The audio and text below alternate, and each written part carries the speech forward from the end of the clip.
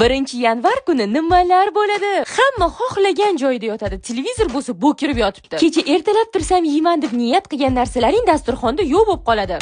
Qaysidir ochko'z pintuzani faqat go'shini terib yeb qo'ygan. Yana kimdir tortni ustiga o'tirib olibdi. O'sha kuni detskiy o'rtog'ing telefon qilib, ko'rishmaganimizga 1 yil bo'libdi deb prikol qiladi. Hojatxona doim band bo'ladi. Qaynisinglim ekan. O'tgan yildan qolgan oliviyeni yeyapmiz kelin. Qaynaninam yemagan hazil qiladilar. Oliviya bilan norin qish tugasa ham tugamasa kerak. Alkash eringni bo'lsa kuni bo'yi boshi og'rib yuradi. Qaynisining hali ham o'tiribdi.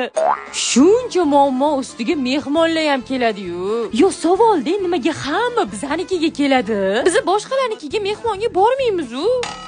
Mehmon kelsa mayli, ulardan keyin yig'ilib ketgan idishlarchi.